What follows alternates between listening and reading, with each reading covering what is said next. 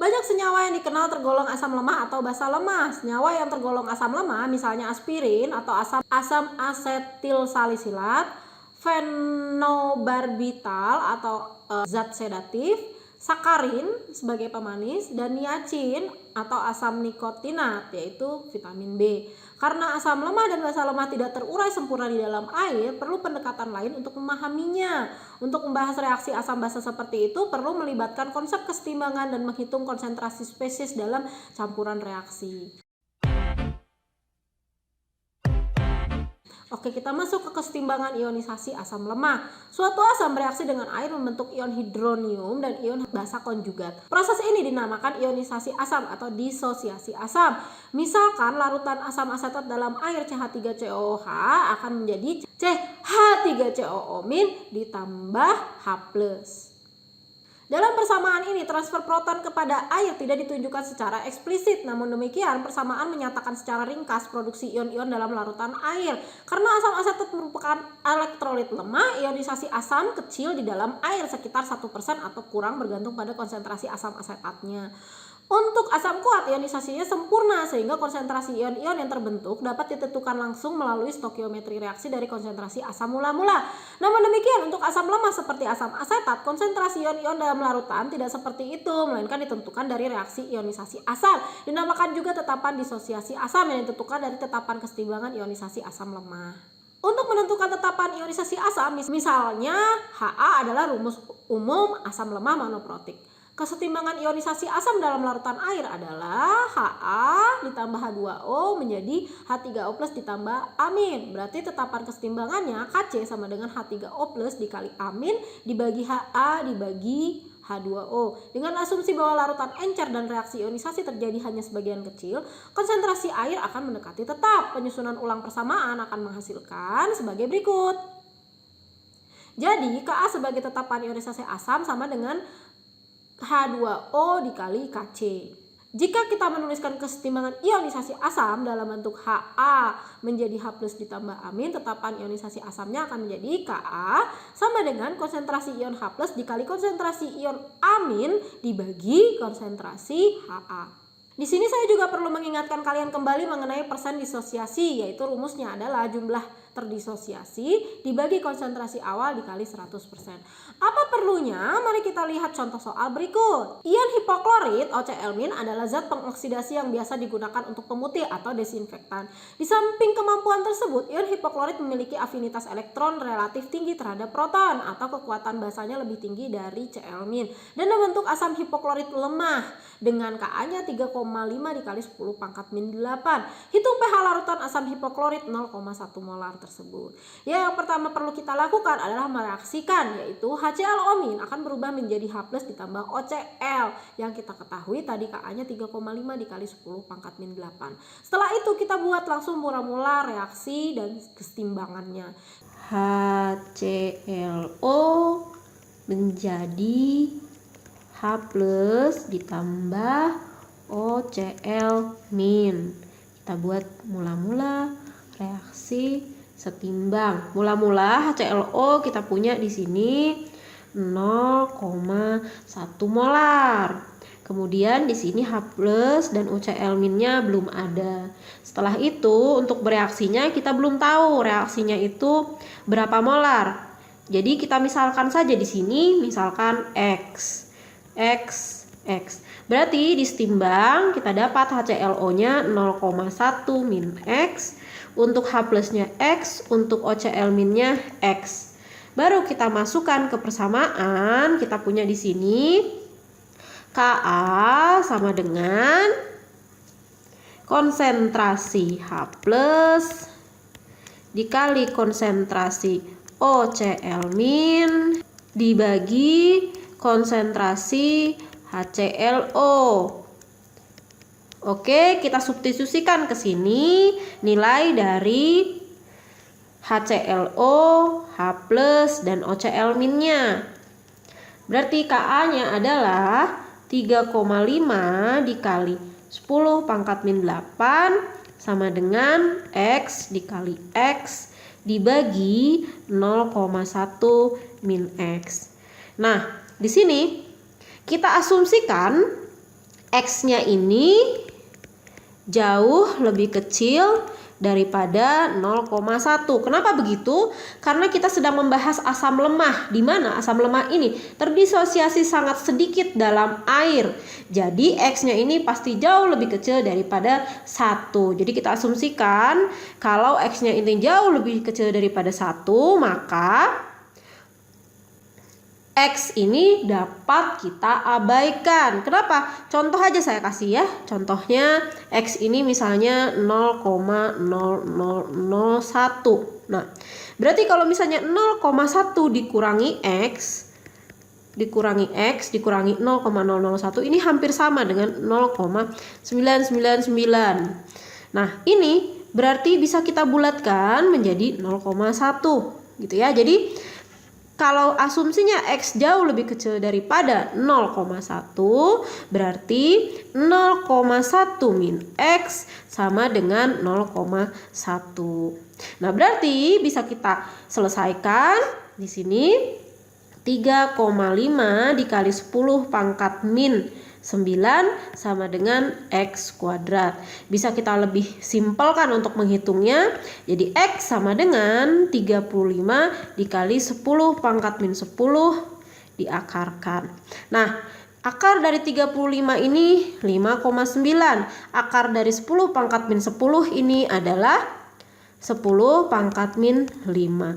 Jadi kalau misalnya asumsinya itu benar, maka H plus dan OCl min konsentrasinya adalah 5,9 dikali 10 pangkat min 5. Nah, tahu dari mana kita kalau misalnya asumsi ini benar atau salah? Nah, disinilah kita wajib menghitung alfanya atau derajat disosiasinya. Gimana caranya? Kita hitung, wajib ya, ini ingat ya, wajib banget menghitung alfanya. Jadi di sini 5,9 dikali 10 pangkat min 5 dibagi konsentrasi yang mula-mulanya 0,1 atau 1 dikali 10 pangkat min 1 dikali 100%. Hasilnya di sini adalah 5,9 dikali 10 pangkat min 2%. Nah, kalau jika alfa lebih kecil daripada 5%, maka X dapat kita abaikan. X bisa dianggap tidak signifikan untuk merubah konsentrasi awal, untuk merubah 0,1. Nah, jadi kalau misalnya alfanya lebih kecil daripada 5%, asumsinya dapat diterima. Nah, kalau misalnya ditolak gimana? Kalau misalnya ditolak, bayangkan ini ya. Kita selesaikan persamaan ini. Nah, ini X kuadrat dibagi 0,1 min X. 0,1 harus dikali dengan 3,5 dikali 10 pangkat min 8. Min X harus dikali juga dengan 3,5 kali 10 pangkat min 8. Nanti hasilnya ini bisa jadi persamaan baru. Jadi di sini persamaannya bisa menjadi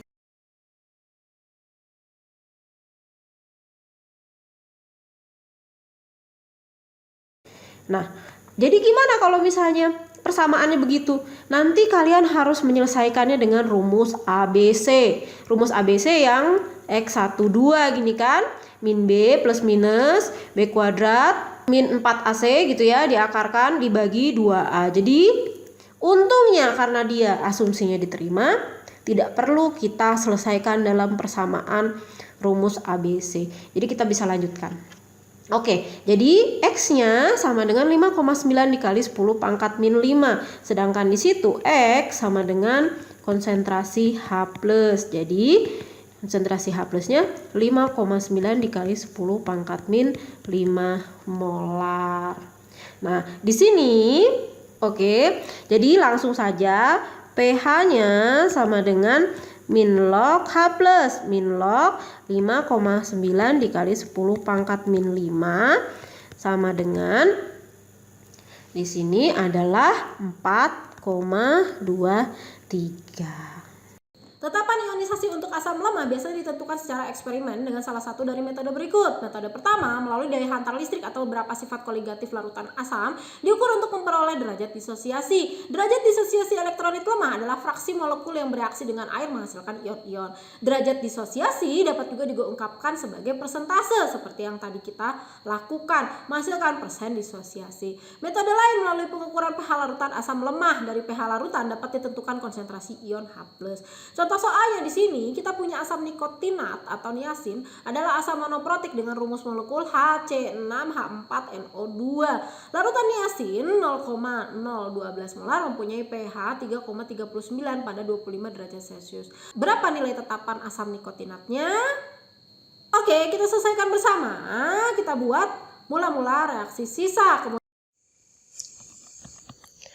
HC6H4 NO2 akan berdisosiasi menjadi H+ ditambah C6 H4 NO2-. Mula-mula reaksi setimbang. Di sini ada 0,012 molar asam nikotinat. Di reaksinya kita misalkan lagi dengan X, berarti di setimbang ya ada 0,012 dikurangi X, H plusnya X, C6H4 NO2 nya X. Kemudian kita masukkan ke dalam Ka sama dengan konsentrasi H plus dikali konsentrasi ion nikotinat dibagi konsentrasi asam nikotinat. Kemudian kita substitusikan Ka sama dengan X kuadrat dibagi 0,012 dikurangi X. Seperti kita tahu X sama dengan H plus ini merupakan antilog dari min pH atau antilog dari min 3,39 sama dengan 4,1 dikali 10 pangkat min 4 sama dengan 0,00041. Sekarang kita substitusikan nilai X ke dalam persamaan kesetimbangan dengan terlebih dahulu menghitung pengurangan konsentrasi awal. 0,012 dikurangi X sama dengan 0,012 dikurangi 0,00041 sama dengan 0,01159. Atau bisa kita bulatkan menjadi 0,012. Ini berarti bahwa konsentrasi asam tidak terionisasi sama dengan konsentrasi asam semula. Dan dengan demikian Ka sama dengan X kuadrat dikurangi 0,012 dikurangi X atau hampir sama dengan X kuadrat dikurangi 0,012 karena kita asumsikan tadi 0,012 dikurangi X hampir sama dengan 0,012 yang memang terbukti dari pengurangan konsentrasinya tadi. Berarti sama dengan 0,00041 kuadrat dibagi 0,012 sama dengan 1,4 dikali 10 pangkat min 5. Dengan derajat disosiasinya X dibagi 0,012 sama dengan 0,00041 dibagi 0,012 sama dengan 0,03. Dengan demikian persen disosiasinya adalah 0,03%. Kadang-kadang suatu larutan mengandung dua asam lemah yang kekuatannya berbeda jauh. Nilai pH dari campuran asam lemah secara prinsip ditentukan oleh asam yang lebih kuat. Kasus ini dibahas dengan contoh berikut. Hitung pH larutan yang mengandung HCN 1 molar dengan Ka 6,2 dikali 10 pangkat min 10 dan HNO2 5 molar dengan Ka 4 dikali 10 pangkat min 4. Hitung pula konsentrasi ion sianida yang ada pada larutan ini pada keadaan kesetimbangan. Kita selesaikan ya. Di sini berarti ada 3 reaksi. Reaksi yang pertama HCN menghasilkan H plus ditambah Cn min, di mana tadi Ka-nya adalah 6,2 dikali 10 pangkat min 10. Reaksi yang kedua adalah HNO2 menghasilkan H plus ditambah NO2 min dengan Ka-nya 4 dikali 10 pangkat min 4. Dan reaksi yang ketiga adalah suaionisasi air, H2O menjadi H plus ditambah OH min, berarti di sini KW-nya sama dengan 1 dikali 10 pangkat min 14. Campuran ketiga asam ini menimbulkan masalah yang lumayan rumit. Situasi ini dapat disederhanakan dengan fakta bahwa walaupun HNO2 asam lemah tetapi lebih kuat daripada kedua asam lain. Kekuatan asamnya dapat dilihat dari nilai Ka yang paling besar atau lebih besar dibandingkan dua reaksi yang lainnya. Jadi HNO2 dapat diasumsikan merupakan sumber utama yang menghasilkan ion H+. Karena itu kita akan memfokuskan pada ungkapan kesetimbangan asam nitritnya, yaitu Ka sama dengan 4 dikali 10 pangkat min 4 sama dengan konsentrasi H+ dikali konsentrasi NO2- dibagi konsentrasi asam nitrit. Oke, kita masukkan ke reaksi mula-mula setimbang. Reaksinya adalah HNO2 menghasilkan H plus NO2-. Mula-mula reaksi setimbang. Pada saat awal asam nitrat ada 5 molar. Nah, H plus dan NO2-nya awalnya belum terbentuk. Kemudian pada saat reaksi kita misalkan yang bereaksinya lagi-lagi X. Berarti di saat setimbang HNO2 yang terbentuk 5- X, untuk H plusnya X, untuk NO2-nya X. Kita masukkan ke persamaan Ka sama dengan konsentrasi NO2- dikali konsentrasi H plus dibagi konsentrasi HNO2. Kita substitusikan Ka-nya ada 4 dikali 10 pangkat min 4. NO2-nya X, H plusnya juga X. Kemudian HNO2-nya 5- X. Lagi-lagi kita asumsikan X jauh lebih kecil daripada 5, sehingga 5- X hampir sama dengan 5. Oke, bisa kita selesaikan. Berarti X kuadrat sama dengan 20 dikali 10 pangkat min 4. Atau X sama dengan 20 dikali 10 pangkat min 4 diakarkan. Akar dari 20 adalah 4,5. Sedangkan akar dari 10 pangkat min 4 adalah 10 pangkat min 2. Kita uji apakah asumsi ini dapat diterima. Kita cari lagi alfanya. Alfanya sama dengan 4,5 dikali 10 pangkat min 2 dibagi 5 dikali 100%. Hasilnya di sini 0,9%. Berarti dia lebih kecil daripada 5%, artinya asumsi diterima. Artinya H plusnya adalah 4,5 dikali 10 pangkat min 2. Berarti pH-nya sama dengan 2 min log 4,5 atau 1,35. Oke, nah pH ini sudah saja, tidak perlu kita cari berulang berapa pengaruh dari penambahan HCl ataupun air. Jadi cukup pH itu kita hitung dari HNO2-nya. Sekarang baru kita cari konsentrasi Cn. Reaksinya adalah HCN menghasilkan H plus Cn-. Nah, di sini H plusnya sudah diketahui dari yang tadi kita dapat dari HNO2. Ka-nya sama dengan H plus dikali Cn-, ini yang kita cari nanti, dibagi HCN. Nah, kemudian Cn- sendiri nanti sama dengan Ka dikali HCN dibagi H plus. Oke, kita tinggal masukkan Ka-nya untuk HCN adalah 6,2 dikali 10 pangkat min 10. HCN-nya kita dapat di sini adalah 1 molar. Dibagi H plusnya tadi baru kita dapatkan 4,5 dikali 10 pangkat min 2. Oke. Hasilnya di sini adalah 1,4 dikali 10 pangkat min 8 molar. Oke, konsentrasi H plusnya 4,5 dikali 10 pangkat min 2. Kemudian pH-nya tadi adalah 1,35 dan konsentrasi Cn- adalah 1,4 dikali 10 pangkat min 8.